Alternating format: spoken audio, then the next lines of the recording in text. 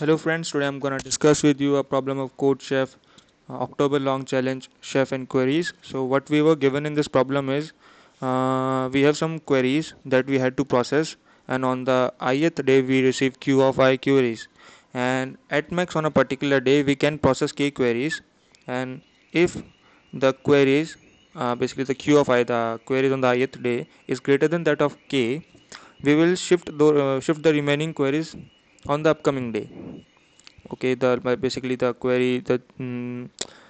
extra queries that we have, we will just push them to next day, and we will try to process them at that moment. Okay, so we have to find the very first day on which we have a workload. Basically, we have the queries that we have to process on that particular day is less than k.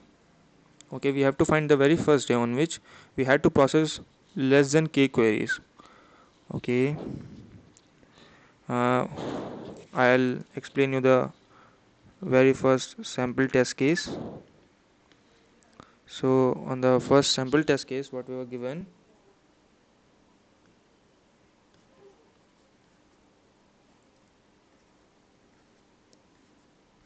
okay, so what we're gonna do, we'll start our iteration right from the first day. On the first day we have 10 queries, but we can at max process 5 queries, so we will push remaining 5 to the second day. On the second day, now our queries had increased to 10, so what we're gonna do, we're gonna process 5 queries and push remaining 5 to the next day. Similarly, on the next day we have 10 queries, I'm gonna process 5 and push remaining 5 to the next day, and it will be equal to 8. And similarly, I'm going to process 5 queries because I want to I'm basically doing here all 5 queries because it had mentioned here, because on a particular day we have to do the maximum amount of queries that we can do. Okay, that's why I'm doing or if I'm exhausting my all the queries that I'll able to do on a particular day, because I want that day on which I have to process less than k query as much early as I can. So it would be optimal always to exhaust your all queries if you have sufficient number of work on that particular day. Okay, so on this particular day, uh, we're gonna push. We have 8, we have processed 5, and we have 3 extra query that we're gonna process it. And here we're gonna push them though, and this is 5. On the very next day, we just have to push. We just have to uh, process 1 query, and at max we can process 5. So this is the very first day on which we were able to process less query than that of the required number. So this would be our answer. So so let's discuss another example. So let's say on the very first day we have 1,000 queries to process, and there were so many days out there having values x, x1, all those values, some small values, and we can process at max 2 queries, okay, on a single day.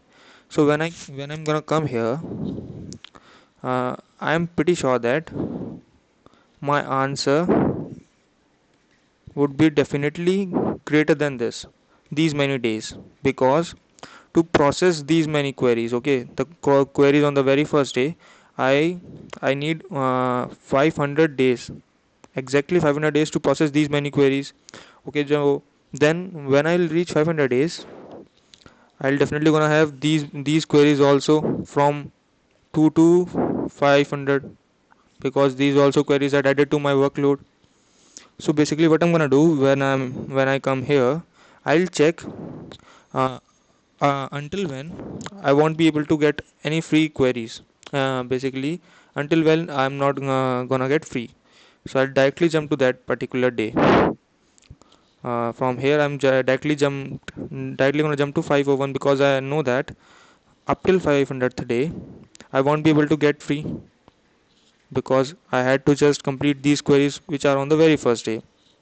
And when I'm gonna reach 501, I'll check the sum of 0 from of 1 to 500. Basically, I'll calculate the prefix sum until here and check whether it is less than or not of the maximum number of queries that I'll able to process up till now. The maximum of query that I can able to process up till now is basically the number of days into the k, because these many queries I can able to process.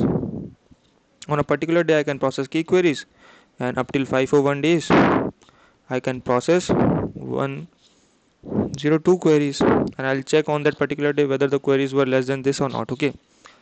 um, so I'll show you my way of approach with the same example.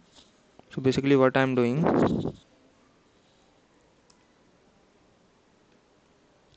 let's consider 10 5 5 3 2 1. So I'm considering prefix sum. So this is its prefix sum. Okay, so when I'm gonna start on the very first day, I know that until day 2, basically 10 divided by 5 is equal to 2, and I know that until day 2 I'm not gonna able to finish that work, so I'll directly jump to day 3. Okay, on day 3 I had a workload of 20, and until day 3 I can process only 3 into 5 15 queries. Okay, so I know that it's not my answer, so I'll check the day on which I had to jump. 20 divided by 5 is 4. Basically, to process queries until now, I exactly need 4 days. So I directly jumped at 5th day. On 5th day, I can process 5 into 20. Basically, on this particular day, I have processed all the queries. 25th in, up till this day, I can process 5 into 5, 25 queries. So I have processed all the queries, but it would not my answer because uh, until this day I haven't have any spare time. So I'll jump to the next day. So in this day I have to process 26 query until this day, but I have total number of queries that I can process is equal to 6 into 5, which is equal to 30. So this is the first day on which I have to process less number of queries than that of the number of queries that I can process. So this is the approach that I had used. So I'll take you through my code what I had done. So I have taken n and k. Basically n is the number of queries that we have to take, and then k is the number of queries that we can process on a single day. Then I have stored them and uh, computed their prefix sum. I have considered that I'll start my iteration from day 1. I have initialized a flag. I'll talk you later why I initialized a flag. So I have started my iteration from day until day n. So if on any day the capacity that I can process up till that day is greater than that of the number of queries up till that day I have to process is less than that, then this is definitely my answer. So I will print that answer and flag 1, so that so I had created a flag so that I won't have to process this particular chunk of code if I had a flag 1. So if my flag is not 1, so I'm going to that particular day up till when I'm pretty sure that I won't have to I have to process all the key queries. Okay, so this is basically the seal of the value that we are considering, and then and this is the condition when this is a particular condition which is similar to this.